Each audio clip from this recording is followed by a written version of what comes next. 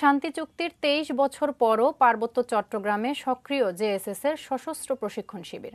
অত্যাধুনিক অস্ত্রের প্রশিক্ষণ দিয়ে তৈরি করা হচ্ছে সশস্ত্র ক্যাডার গ্রুপ। সোহেল রানার ক্যামেরায় আরও জানাচ্ছেন আহমেদ রাব্বি তানিম।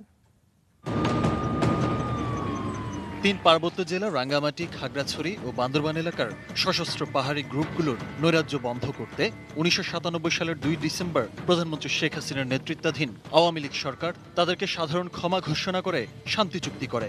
সরকারের প্রতি এসব গ্রুপের শর্ত ছিল ৭২টি, আর সরকারের পক্ষ থেকে শর্ত ছিল শুধু একটি, সেটি হচ্ছে পার্বত্য চট্টগ্রামে অস্ত্র সমর্পণ বা অস্ত্রবাজি ও সন্ত্রাসী কার্যক্রম বন্ধ করা। কিন্তু সরকারকে দেওয়া সেই প্রতিশ্রুতি তারা কতটুকু রক্ষা করেছে? এখনো সেখানে অস্ত্রের ঝনঝনানি। দিনের আলো নিভে গেলেই পাহাড়ে বদলে যায় সবকিছু। নাম পরিচয় প্রকাশ না করার শর্তে স্থানীয় পাহাড়ির সহায়তায় যাওয়া যায় দুর্গম পাহাড়ে জেএসএস এর একটি প্রশিক্ষণ শিবিরে। প্রত্যেকের হাতে এসএমজি। নিরাপত্তা বাহিনীর সদস্যদের মতো এসব অস্ত্র পরিচালনার জন্য জেএসএস এর সশস্ত্র ক্যাডারদের দেওয়া হচ্ছে বিশেষ প্রশিক্ষণ। পার্বত্য অঞ্চলের তরুণরাই এখন পাহাড়ি গ্রুপগুলোর প্রধান টার্গেট। তাদের পরিবারকে জিম্মি করে নিয়ে আসা হয় সীমান্তের প্রশিক্ষণ শিবিরে। আমার প্রথমে যারা ডাকছে এক হিসেবে বলা যায় বিশ্বনগরে, আর যে হিসেবে বলা যায় 2013 সালে জুন মাসে 15 তারিখে একটা বাঘাইছড়ি মিটিং হয়েছিল। ওই মিটিংয়ে আলোচনা হয়েছে। ও আলোচনা থেকে আমাদেরকে 30 জন বাছাই করছে। আমাদেরকে অস্ত্র ট্রেনিং হয়েছে সাজেক শালমোর।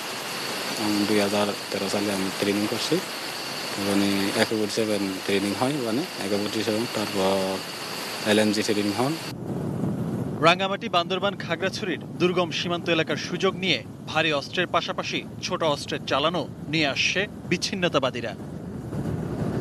গোয়েন্দা সংস্থাগুলোর তথ্য বলছে পাহাড়ে যেই উগ্রবাদী জাতিগোষ্ঠীগুলো আছে তারা আবারও দ্বিতীয়বার অশান্তি সৃষ্টি করার চেষ্টা করছে। সীমান্তের এইসব এলাকায়, বিশেষ করে বান্দরবান, রাঙ্গামাটি এবং খাগড়াছড়ি, 3 পার্বত্য জেলার যেই সীমান্ত এলাকাগুলো রয়েছে সেখানে আবারও নতুন করে ক্যাম্প স্থাপন করা হয়েছে।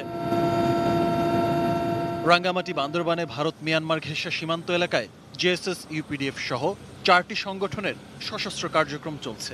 4টি দলের সাথে সাথে বান্দরবান সীমান্ত, রাঙ্গামাটি এবং বান্দরবান সীমান্ত, রাজস্থলী এবং কাপ্তা এলাকাতে মারমা লিবারেশন পার্টি MLP নামে একটি দল বিগত 3 বছর যাবত 18 সাল থেকে তারা অ্যাক্টিভ। 2001 সাল থেকে অপারেশন উত্তরণের আওতায় পুলিশ, বিজিবি এবং আর্মি তারা কিন্তু যৌথভাবে পেট্রোল বলেন এবং ব্লক রেড বলেন, এই কাজগুলো আমরা করে থাকি।